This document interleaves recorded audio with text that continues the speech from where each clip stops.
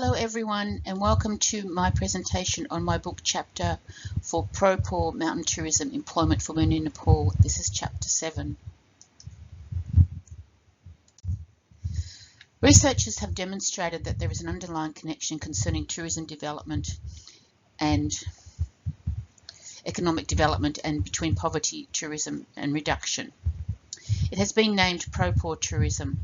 Pro-poor tourism is also labelled as the ethical cousin of fair trade in tourism. Likewise, mountain tourism offers an opportunity to leverage local knowledge for the socio-economic advancement of pro-poor mountain people, including women and children, provided that it is economically sustainable and pro-poor.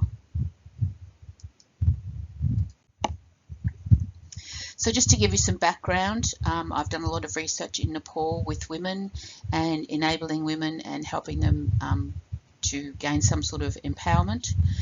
Also to actually look at becoming entrepreneurial in their fields, whether that be growing vegetables, making handcrafts, or beginning other enterprises to help other women less fortunate than them.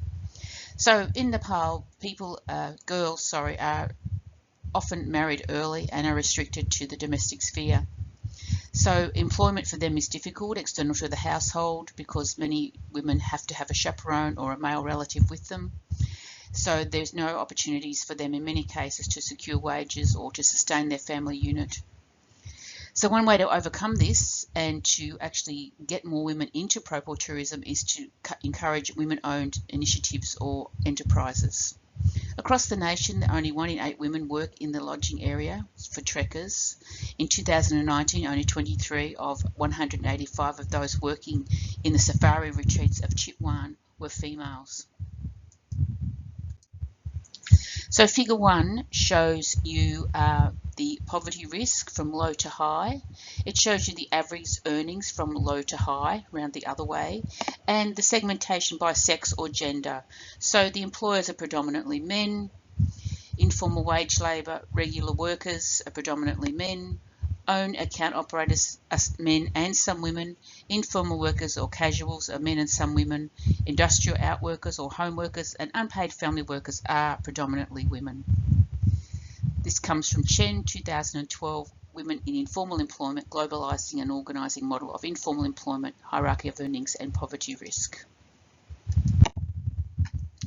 So the findings from my research and presented more fully in the book chapter are there are many ways in which women benefit directly from pro-poor tourism programs.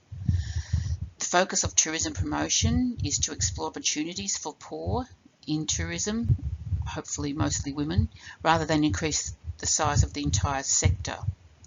So Chock et al. Suggests that tourism for the benefit of the poor is situated in a fragile ecological and theoretical powerful context. They recognise that environmental benefits are secondary to benefits to poorer communities. So the discussion, and of course it's more comprehensively written in the book chapter. Zeng and Ryan point out that the introduction of pro-poor tourism in the tourism growth vocabulary has created dilemmas for people at risk of economic persecution and has also necessitated a review of standards and procedures for tourism expansion. Of critical importance is the weight that advocates of pro-poor tourism use regarding planning procedures that sustain and facilitate development in the communities throughout pro-poor tourism activities. And it is the one thing to maintain what ought and ought not to be done to make tourism pro-poor, but it is a completely different issue to gauge the effectiveness of programs undertaken by individuals in specific socio-cultural, economic, political, environmental, and I would also add religious circumstances.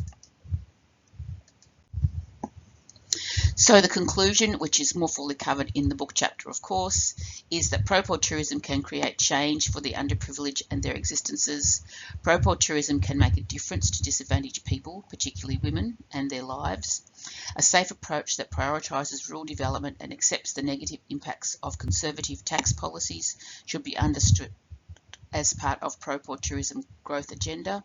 The plight of Nepali women and pro-poor tourism in Nepal can only contribute to a stronger more powerful pro-poor tourism base in the country and in the mountains, and also contribute to growth, prosperity and new pathways away from poverty for women via the tourist sector. So implications for management. The private sector can directly contribute to pro-poor partnerships. Poor people themselves are essential for poverty alleviation, but they also need to be recognised throughout the community and in the various areas where they work. Poverty reduction through pro-poor tourism is essential to be significant at local and district levels, and in particular zones of Nepal as well. So far, pro-poor mountain tourism initiatives have made not much difference to national aggregates, as initiatives are at an early stage of implementation. But in the future, local income, non-monetary benefits and policy changes for the poor, if all these were taken into account, a cost-benefit approach would likely result in a positive return on investment in these areas. So sharing of experiences would help reduce the cost of implementing pro-poor mountain tourism approaches, which is what everyone has done in writing these chapters in this book.